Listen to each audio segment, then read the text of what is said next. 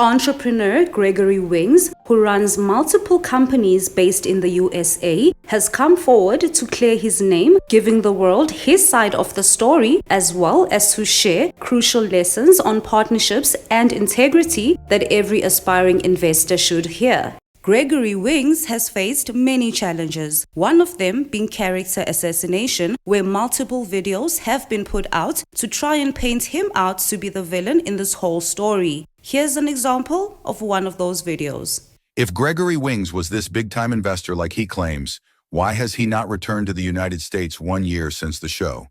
Since then, he has had numerous cases against him, while still stealing money based on claims that Burna Boy or Drake will be coming to South Africa, which is false. Since the Burna Boy event, Wings has caused nothing but trouble in South Africa, defrauding investors and corporations with his claims of being a big promoter and investor. The only experience Wings has is the failed show that he caused by stealing company funds.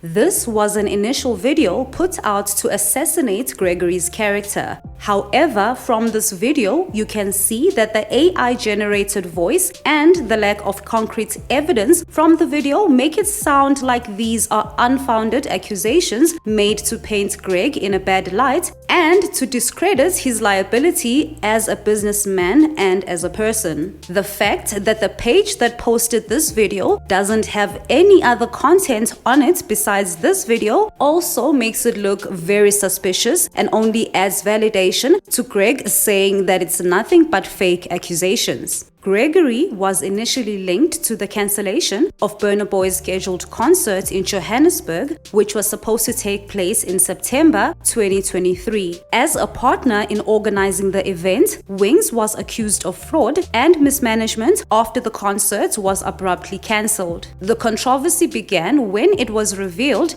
that Wings' business partner Sidote Nwakuchu allegedly embezzled funds intended for the concert, leading to a financial shortfall that prevented payments to vendors and venue suppliers. This caused the event to be cancelled, leaving fans disappointed and accusing the organizers of scamming them. Afterwards, Wings filed fraud charges against Sidote, asserting that Sidote had diverted millions of rands from the concert funds into his personal accounts. In September 2024, Wings was ultimately cleared of all charges, with authorities confirming his innocence in the situation. Despite this resolution, Wings has expressed frustration over the damage to his reputation and stated that he hopes to see Sidote and others involved held accountable. In his latest tell-all interview, Greg shares his harrowing experience as an investor in a Burna Boy concert in South Africa, which ended in financial disaster. He initially placed his trust in his business partner Sidote, who had presented himself as a competent CEO. According to fake documents supplied by Sidote, he claimed that Ticket Pro had sold 62,000 tickets. He then showed Gregory an additional 17,000 tickets had been sold the month prior to the show to convince him to invest further into the show, believing his investment was secured in the ticket sales totaling around 80,000 tickets. Gregory then made the investment, which was to cater for flights and hotels for Burna Boy's team, only to later find out that the ticket sales were only at 12,000 and half of those were to be used for free promotional competitions. The reason why I invested is because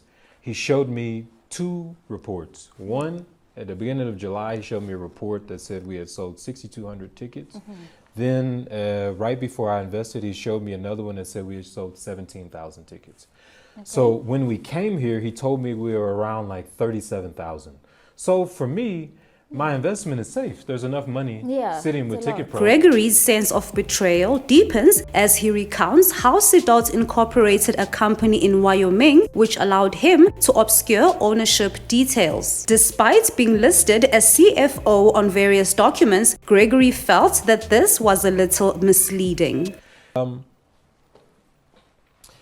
And just a week prior, I'd swiped my, actually it was my wife's credit card, for $106,000 for Burna Boy's team's flights and hotels. He was supposed to have gotten $100,000 from Rich Homie Quan's dad to pay for this, something. I don't know what happened to the money, but the money didn't come to pay for it, so I ended up having to pay for it.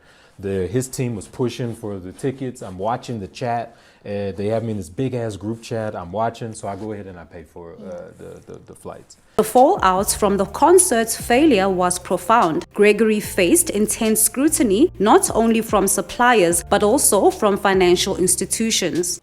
So when they tell me this, they take me into this auditorium with all of these suppliers. They literally put me on the spot. And I tell these guys in this room, I say, okay, guys, hey, how are you? Look, I'm here, but this is not my show. I'm just the investor. Yeah. But get your bills to this guy, Sharif, and I'm going to go to Ticket Pro with him. And I know they can pay you guys directly. Sharif gives me these bills. This is the first time I've ever seen these bills, right? I saw somebody one day say that I was CC'd on emails. I have 6 companies. I have almost 1,000 employees. Yeah. My emails, I swear right now, I'll show you my emails when we're done. I probably have 6,000 unread emails. Yeah. I can't keep up with them all. I try to, but I just can't, So I'm looking at these like, wow, this is 10.3 million rand. That's $552,000. How can we owe that much? So I give these to Brandon, and I can tell something is wrong. So I asked Sharif to step out of the room. Yeah. So I asked Brandon what's wrong, and he tells me that he only has 783,000 rand. Despite the significant challenges and financial setbacks, Gregory remains committed to the South African market, signifying a hopeful outlook despite the hardships he has faced. Remember what I told you about innovation in this country. The innovation is already there. It's just in the other parts of the world. Okay. So you bring things that are working in other places and you bring them here. Yeah. After this call, we all decide we're canceling the show. Yeah. The next day I go to the stadium, meet with all of them. We decide we're going to move the show to December the 16th. And so I call him back and I tell him basically, look, I tell you what, I'll deal with the cops. It's fine.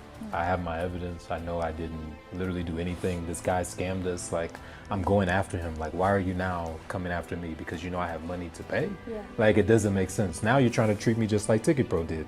They came after me because they knew I had the money, and Sedote was gone. Overall, the interview paints a picture of a complex relationship marred by deceit, a stark learning experience for Gregory, and a determination to persevere and adapt in the face of adversity. He concludes with a sense of resilience, vowing to pursue other ventures in South Africa, emphasizing the importance of integrity and accountability in business.